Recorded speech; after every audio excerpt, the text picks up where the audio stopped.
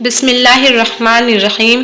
السلام علیکم محترم ناظرین، رابعہ بصری کو دنیا سے گئے ہوئے 1200 سال ہو چکے ہیں، لیکن ان کا نام آج بھی زندہ ہے۔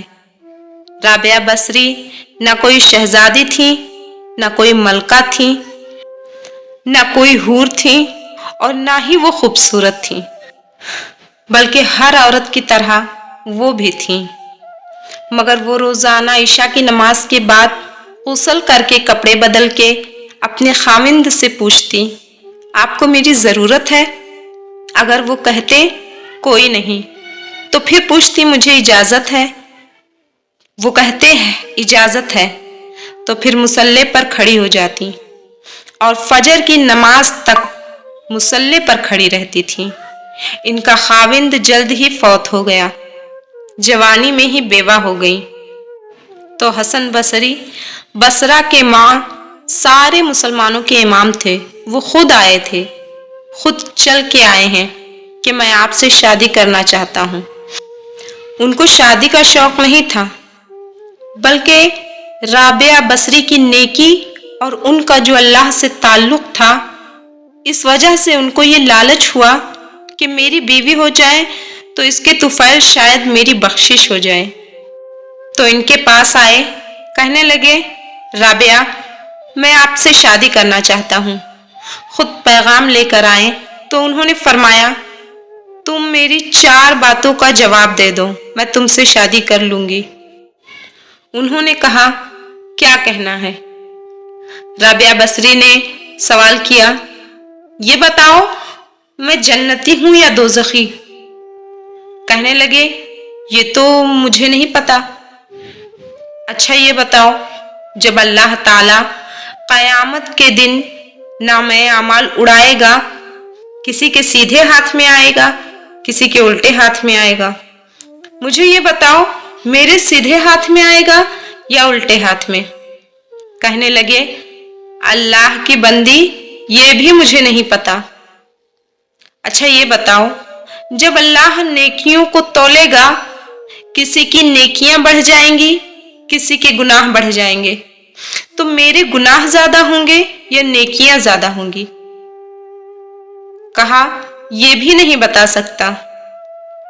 اچھا یہ بتاؤ جب لوگ پل صراط سے گزریں گے، کوئی باہر نکل جائے گا، کوئی نیچے گر جائے گا، میں دوزخ میں گروں گی یا گزر جاؤں گی؟ وہ کہنے لگے یہ بھی نہیں بتا سکتا۔ پھر رابعہ بصری نے فرمایا اچھا جاؤ مجھے تیاری کرنے دو، مجھے ان 4 باتوں کی تیاری کرنی ہے، میرے پاس شادی کے لیے وقت نہیں ہے۔ جو اللہ سے دوستی لگا لیتے ہیں، اللہ دنیا ان کے لیے مسخر کر دیتا ہے، دنیا ان کے پاؤں میں ڈال دیتا ہے۔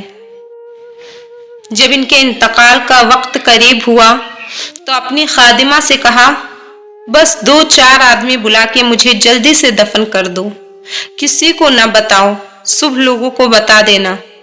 تو خادمہ نے راتوں رات کفن دفن کر کے صبح اعلان کیا، شور مچ گیا، ہائے بتایا کیوں نہیں؟ تو اگلی رات ان کی خادمہ نے ان کو خواب میں دیکھا، سرخ لباس پہنا ہوا ہے، حسن و جمال چہرے پہ چمک رہا ہے۔ پوچھا آپ کے ساتھ کیا ہوا؟ رابعہ بصری فرمانے لگی میرے اللہ نے میرے ساتھ بہت عمدہ معاملہ کیا ہے، اللہ تعالیٰ نے مجھے جنت کا جوڑا پہنایا ہے۔ خادمہ نے پوچھا منکر نکیر کا کیا ہوا؟ رابعہ بصری نے فرمایا وہ آئے تھے، انہوں نے مجھ سے کہا تیرا رب کون ہے؟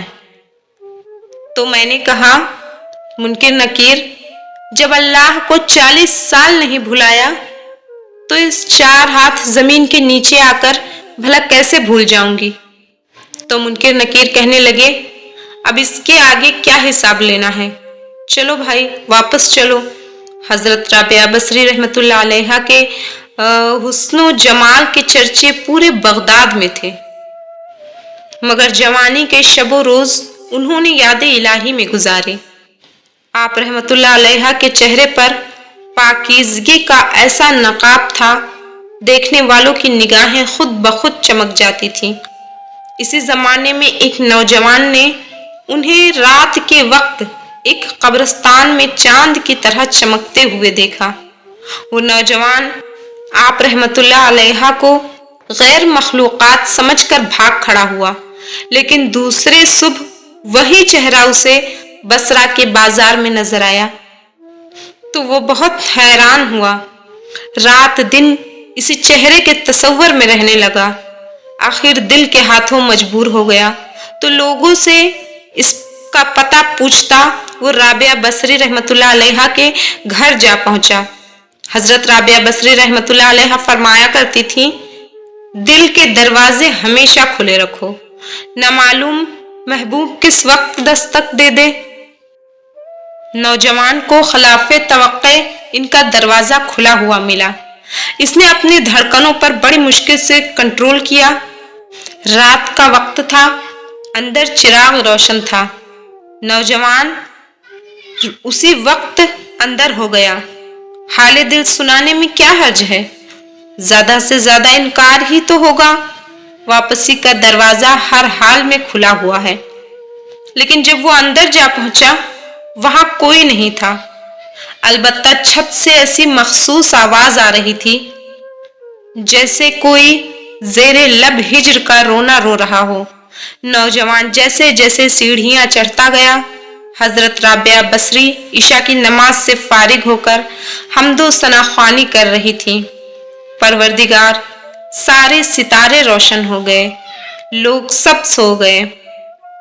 हर महबूब अपने महबूब से नाजो नियाज है और मैं तेरे सामने खड़ी हूँ। नौजवान पर सख्ता तारी हो गया।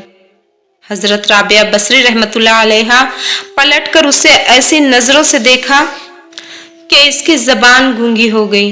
हजरत राबिया बसरी इसके करीब आकर पूछने लगी, क्या तुम मुझसे शादी की दरखास्त करने आए हो? नौजवान लरजते हुए हाथ से अपनी जबान की तरफ इशारा करते हुए बोला, मैं बोल नहीं सकता। हजरत राबिया बसरी रहमतुल्लाह अलैहा ने फरमाया, इससे पहले कि ये जबान की तरह तेरा दिल भी चुप हो जाए, जिस रास्ते से आया है उसी रास्ते से वापस चला जा। गोया उसकी आंखें इल्तिजा कर रही थी, नेक खातून, मेरी जबान मुझे वापस दे दे। मैं तेरे मर्तबे से वाकिफ नहीं था, मुझसे गलती हो गई, मुझे माफ कर दे।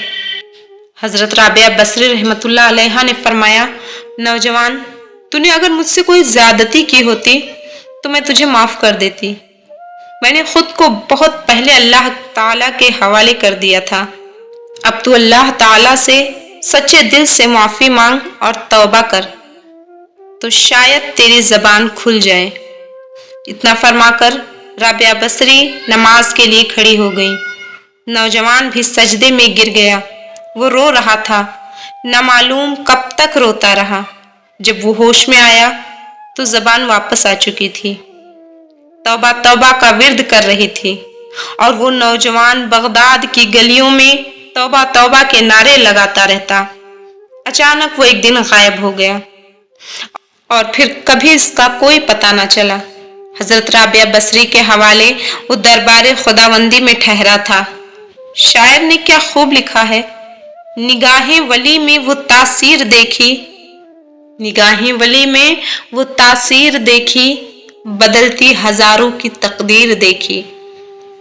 मोहतरम नाजरीन, अगर वीडियो अच्छी लगी है तो प्लीज़ लाइक, शेयर और कमेंट करके चैनल को सब्सक्राइब करें और बेल नोटिफिकेशन को ऑन करना ना भूलें, ताकि मेरी आने वाली हर वीडियो की नोटिफिकेशन आप लोगों तक बआसानी पहुंच सके। मिलते हैं नेक्स्ट वीडियो में, तब तक के लिए अल्लाह हाफिज़।